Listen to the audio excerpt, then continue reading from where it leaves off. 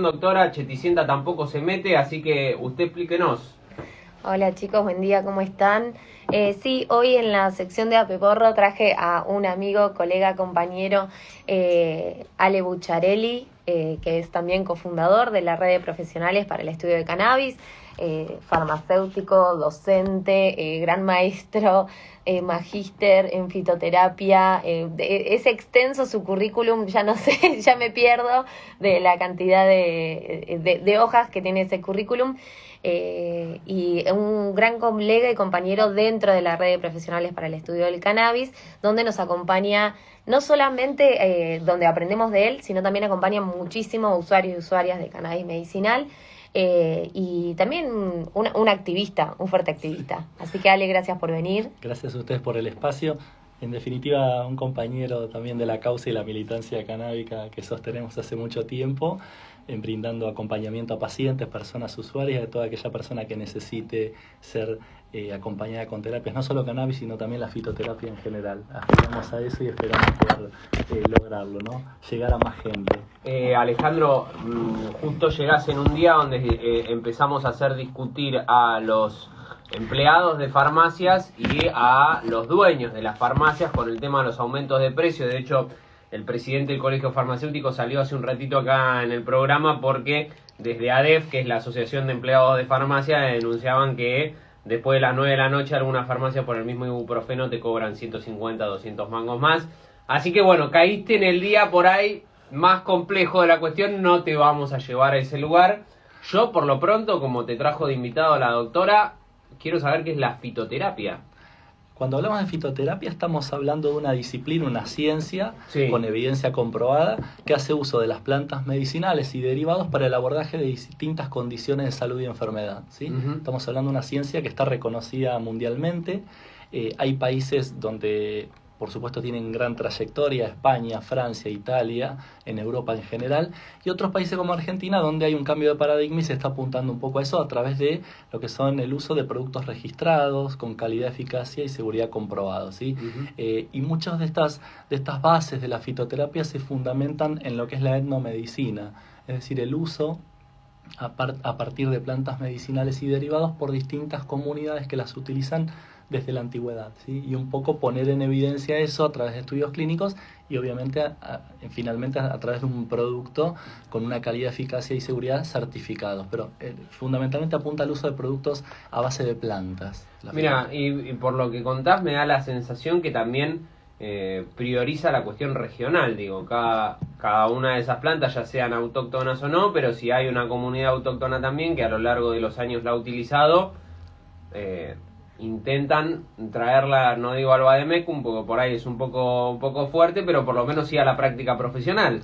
Exactamente, has dado en la tecla con algo, y hay un término que son aquellos productos vegetales de plantas tradicionalmente empleadas, que forman parte de lo que llamamos la farmacopea, ¿sí? Que son los tratados oficiales, o a veces no oficiales, de cada región o cada país. Cada región tiene particularidades por la cuestión geográfica, donde hay plantas que suelen utilizarse por determinadas comunidades con mayor frecuencia, fundamentalmente por el acceso a la misma. Entonces tenemos productos medicinales de base de plantas que se usan tradicionalmente y otras que no, que son universalmente utilizadas. Por ejemplo, la menta, la manzanilla son universalmente utilizadas, pero otras de la región, el cedrón, el poleo, lo que tiene que ver con la carquejilla son más bien regionales, sudamericanas, argentinas. ¿Qué es la carqueja? Perdón. La carqueja es una especie, crece mucho en la zona de Bahía Blanca, pero es sudamericana, y es una planta colagoga y colerética, estimula la liberación y la fabricación de bilis, ¿sí? Digestiva, ¿sí? Como el boldo, por ejemplo. Son plantas nativas, crecen en esta región, en la zona del salitral de la Vidriera, cuando salimos por la ruta 3 Sur. Bueno, son especies que están circunscriptas a un determinado entorno, que se adaptan muy bien a determinadas regiones. Y eso es lo que hay que priorizar, las que crecen en el lugar, específicamente en nuestra zona o en Argentina, ¿no? Porque tienen menos chance de ser colonizada por otros países que después las explotan y por supuesto que no dejan ningún recurso en nuestro país que tanto amamos.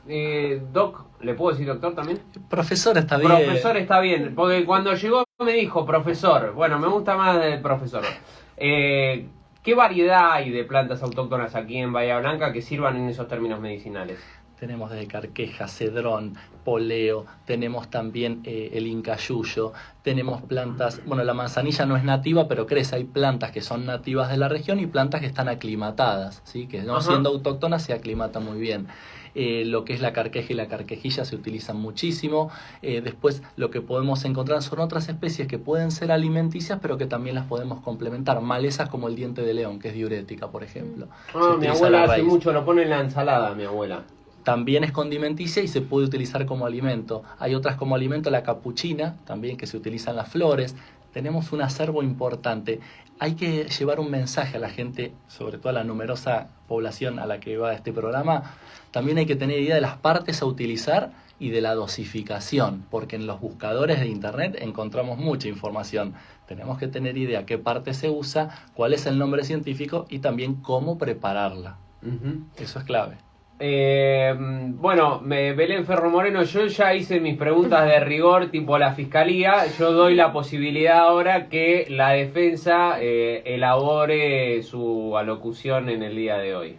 Bien, Ale me parece que quería que viniera por varias razones. La verdad que es extenso, necesitaríamos un montonazo de programas, una sección específica para él, pero me parecía que estaba bueno que charlara un poco de la guía que aprobó la ANMAT hace poco sobre esta ley que teníamos de cannabis medicinal industrial, de bueno, ya sabemos que ahora va a haber preparados que vienen específicamente de la planta, donde no es nada más un solo componente, sino vamos a poder tener todos los componentes de la planta, pero hay ciertos pasos que van a tener que seguir los laboratorios o quienes se quieran meter por ahí en esta industria medicinal de cannabis. Entonces, bueno, para que Ale comentar un poco acerca de esto en una primera instancia. Bien, esto tiene que ver con una resolución bastante reciente, que es la 6.431 del año 2022, fresquita, del mes de agosto, donde se establece y se aprueba un documento. Esto proviene de la ANMAT, que es una dependencia del Ministerio de Salud.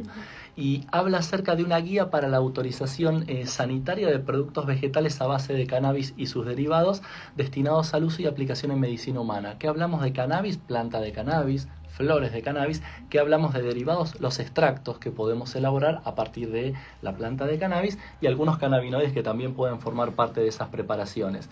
Esto, por supuesto, al tratarse de una planta que tiene que ver con un riguroso seguimiento respecto a los usos, tiene que estar avalado por una autoridad sanitaria como corresponde. Ocurre con otras plantas medicinales también, pero en este caso hablamos de una guía específica para una nueva categoría. Es decir, cuando hablamos de categorías de productos medicinales, en líneas generales podemos hablar de especialidades medicinales, un producto que tiene ibuprofeno 400 miligramos, o podemos hablar de productos que se llaman medicamentos herbarios. Por ejemplo, una marca comercial que tiene comprimidos que contienen extracto de ginkgo biloba para mejorar la circulación cerebral. Ahora, con el cannabis aparece una nueva categoría. Son productos vegetales a base de cannabis. Es otra categoría distinta, ¿sí? Simplemente, ¿por qué? Porque es una planta que está regulada internacionalmente con determinados requisitos. Y en ese sentido, esta guía viene a poner un poco la parte legislativa en cuanto a cómo proceder a la hora de autorizar por la autoridad competente, que es el Ministerio de Salud, este tipo de productos. Es decir, hay un ámbito de aplicación que opera para los laboratorios que van a utilizar el cannabis y productos derivados.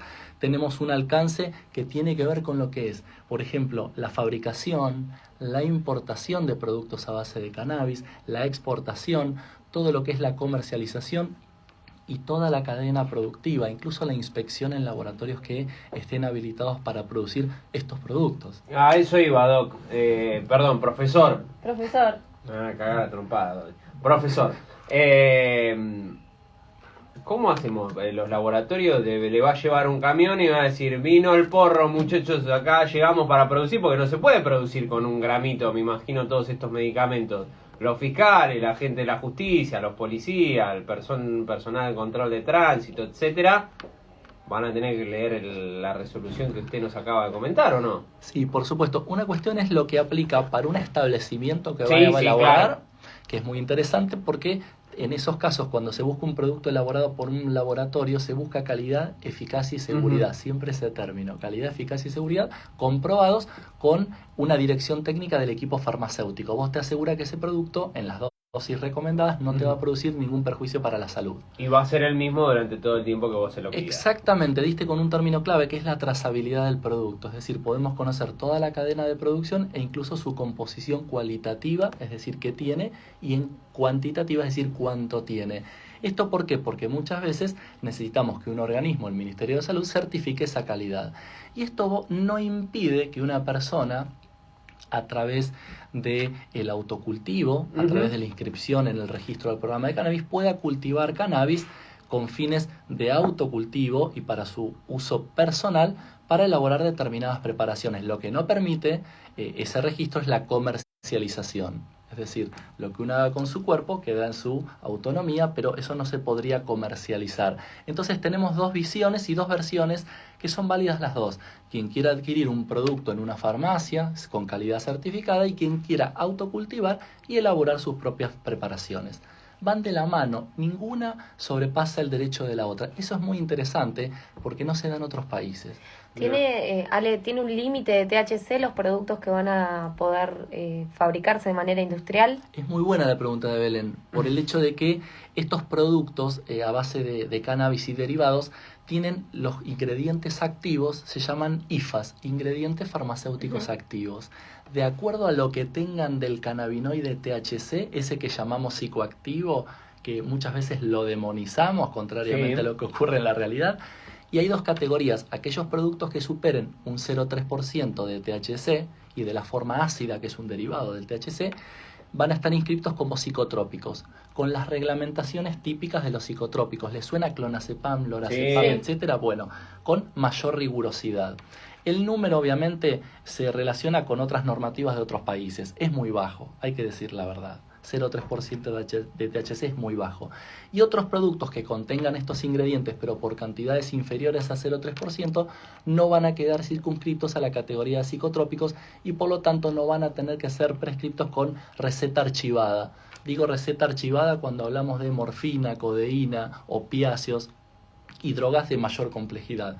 Es decir, que el panorama legislativo realmente viene en consonancia con ampliar los derechos de las personas y no impedir que algunos laboratorios y todo lo que implica la producción de empleo público se vea vulnerada. Para quienes desconocen, ¿no? Y no han sido usuarios, no son usuarios, que estos productos, ¿qué diferencial traen justamente para futuros usuarios o usuarias? Bien, es buenísima la pregunta. Hasta el momento hay que decir que lo que contamos en el mercado farmacéutico, a través de la inscripción en la categoría de especialidad medicinal, son productos para el abordaje de condiciones asociadas a las epilepsias refractarias, las convulsiones típicamente.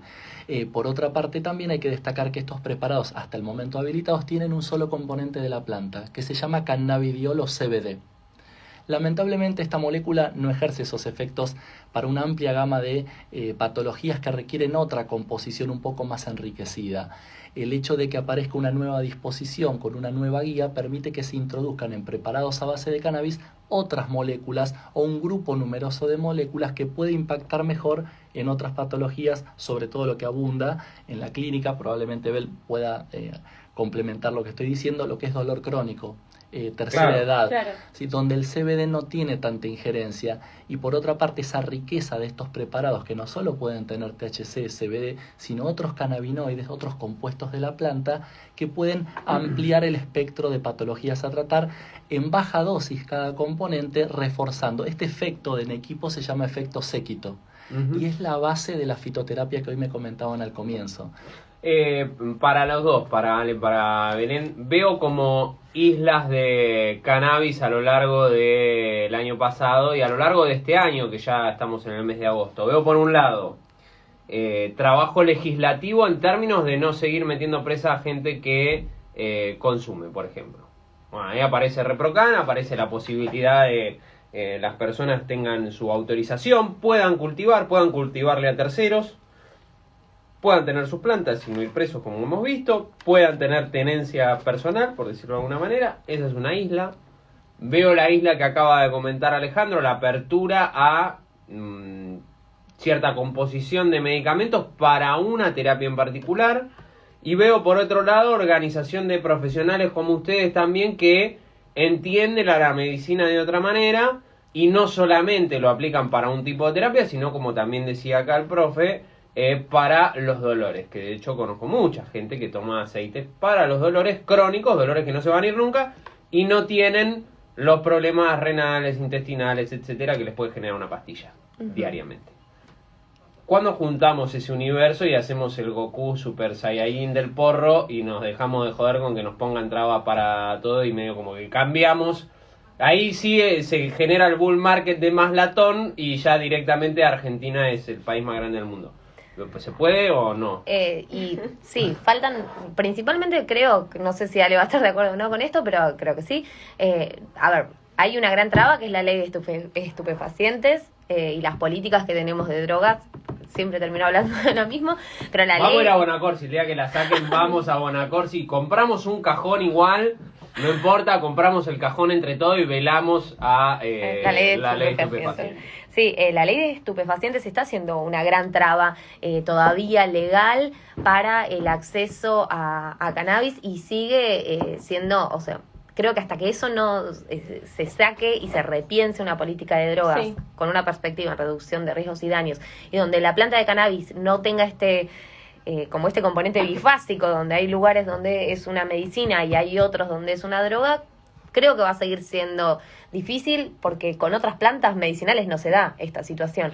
Entonces, eso es lo que hoy está provocando que sí, son como estas pequeñas islitas que vos decís y que no termina de unirse porque seguimos teniendo muchas trabas legales para poder acceder a muchas situaciones. Igual, que es otra de las cosas que me gustaría que Ale comentara, la semana pasada, el viernes, acá en Bahía Blanca, en Colón 80, hubo una actividad propuesta por... Interesantísimo, una mesa integradora regional de cáñamo industrial y cannabis medicinal, porque muchas veces asociamos al cannabis medicinal con droga, abuso, adicción, dependencia. Claro.